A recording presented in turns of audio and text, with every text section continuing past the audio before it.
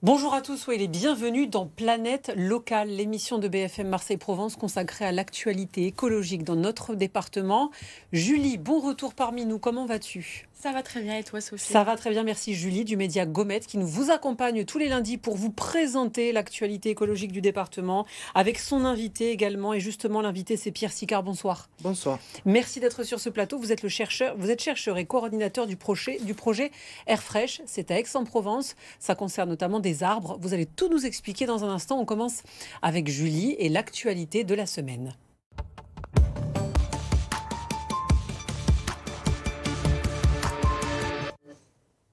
L'actualité, quelle est-elle, Julie ? Alors l'actualité, tu n'es pas sans savoir que la Coupe du Monde de rugby et prochainement les JO 2024 génèrent un flux de personnes importants qui vont se déplacer. Qui dit déplacement, bien souvent, dit pollution. Donc c'est pourquoi le champion de voile Quentin Delapierre veut donner l'exemple et montrer qu'il est possible de se déplacer sans polluer. Il l'a prouvé la semaine dernière en se rendant de Barcelone à Saint-Tropez en empruntant uniquement des mobilités bas carbone. La voiture électrique, électrique, à hydrogène, le vélo, le bus, le train.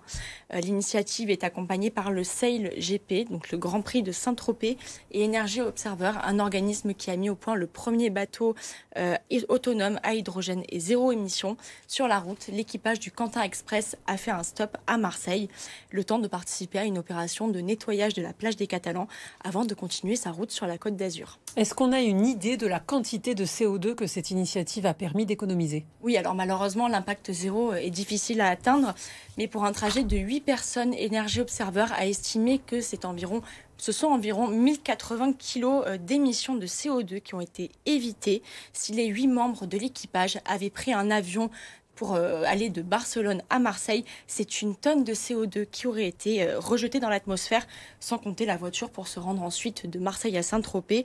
Donc on imagine ce que cela peut être pour un événement d'envergure internationale comme les JO ou la Coupe du Monde de rugby. Merci beaucoup Julie, on passe à l'invité. Pierre Sicard, pour commencer, est-ce que vous pourriez nous expliquer ce que c'est ce projet Air Fresh ? Oui, bonjour.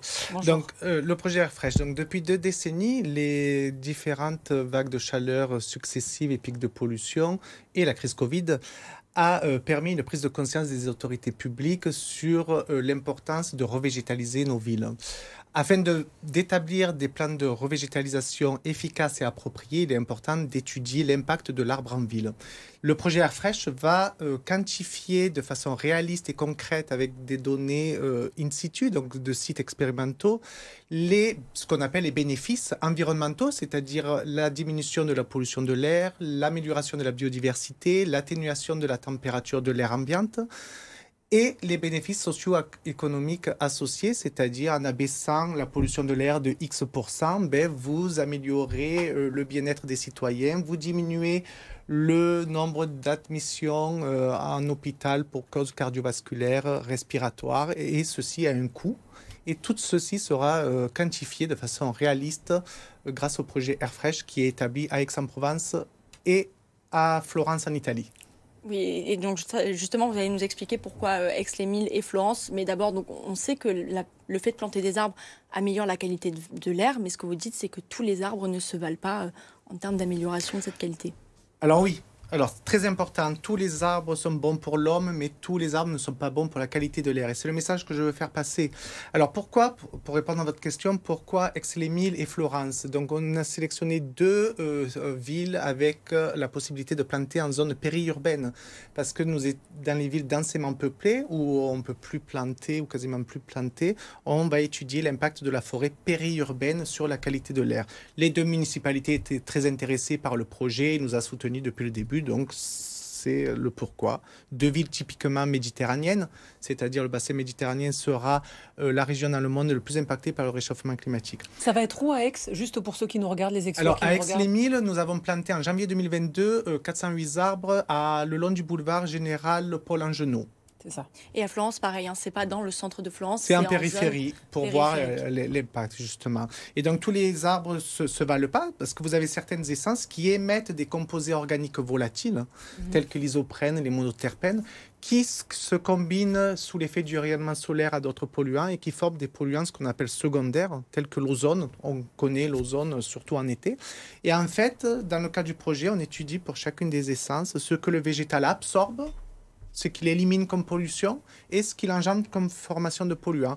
Et à la fin, on fait le bilan. Et vous avez des essences qui sont peu recommandées pour les stratégies de végétalisation parce qu'ils engendrent la formation de pollution. Et à quoi va aboutir ce projet à la fin? Vous allez faire un rapport Alors, on va soumettre à la Commission européenne des lignes directrices pour les plans de revégétalisation dans le cadre de la législation européenne. Et aux 2 municipalités, on va soumettre des recommandations pour des plans de revégétalisation. C'est-à-dire, si vous voulez respecter les normes qualité de l'air à Aix-en-Provence et à Florence, vous devez planter X hectares de telle essence afin de diminuer de X% la pollution. Parce qu'on sait que planter des arbres, c'est mieux pour toutes les raisons que vous avez évoquées. Donc l'objectif, en fait, c'est vraiment de donner des lignes directrices. Quel arbre planter, combien, à quel endroit, c'est ça? Exactement. Voilà. Parce que c'est très important de souligner, c'est qu'il ne faut pas planter n'importe quelle espèce végétale. Vous avez des espèces végétales qui vont engendrer la formation de polluants et on a observé une dégradation de la qualité de l'air vu ces chez stratégies. Nous, qu'est-ce qu'il faut planter chez nous en Méditerranée? Et qu'est-ce Alors, qu'il faut en pas Méditerranée, planter? C'est déjà un peu ou pas? Alors, ce qu'il ne faut pas planter, alors, il n'y a pas des essences à bannir, mais il est très important, vous établissez un état de l'art, c'est-à-dire votre patrimoine arboré actuel, et vous adaptez, c'est-à-dire, par exemple, le chêne vert, c'est une essence qui est pas recommandée. Vous plantez 100 chênes verts, ça forme à peu près 3 tonnes d'ozone par an. C'est un arbre pour le Nord. Le chêne vert, non, c'est pas ça? Non, c'est Pardon, pas ça. ok, bon. C'est pas ça. Mais c'est une essence locale. En fait, quand on dit il faut planter local, c'est faux. Vaut mieux planter des essences subtropicales. Par exemple, j'étudie des essences qui sont présentes sur Valencia en Espagne, parce qu'à savoir que d'ici 2050, le climat du sud-est de la France sera celui de Valencia. Donc, vaut mieux planter et sélectionner des essences peu consommatrices en eau. Donc, vous avez par exemple le type 1 Atipus, c'est une essence peu consommatrice en eau et qui est bonne pour la qualité de l'air. Cet été à Valence, il faisait 50 degrés. Hein. Voilà. Voilà, non mais c'était juste. Et dans le scénario le plus pessimiste du sud-est de la France, ça sera le climat du nord de la Tunisie à l'horizon 2100.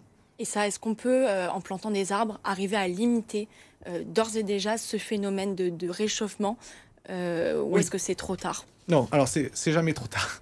Je préfère une stratégie de plantation efficace, planter 500 arbres, que de faire de la politique du chiffre et planter 5000, 10 000, voire plus arbres non efficaces. Vous plantez des érables, des tilleuls par exemple, c'est une accroissance rapide et au bout de 3 ans, vous avez des effets sur la qualité de l'air, mais aussi sur la biodiversité.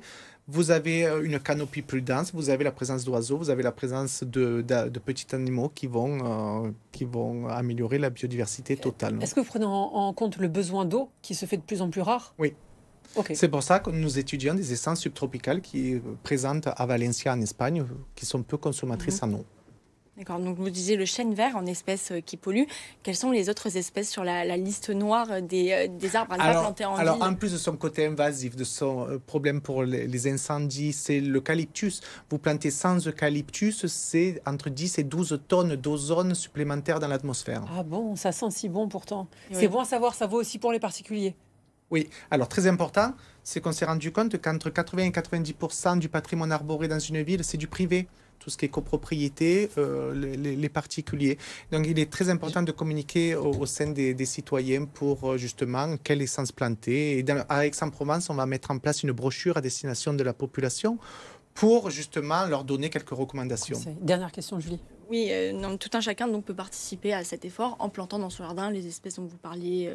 Même des petites plantes. Voilà, pas forcément vous de pouvez grands planter arbres. pas obligatoirement des platanes. Le platane est une essence très bonne pour la qualité de l'air et pour l'atténuation de la température.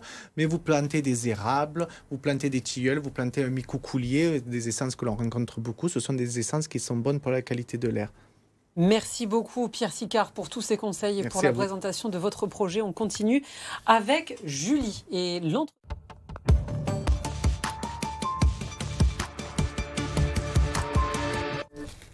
Un objet que tu sélectionnes, quel est-il aujourd'hui? Alors, ça peut vous être utile pour vos derniers apéros d'été. Ce sont des sous-verres en plastique recyclé.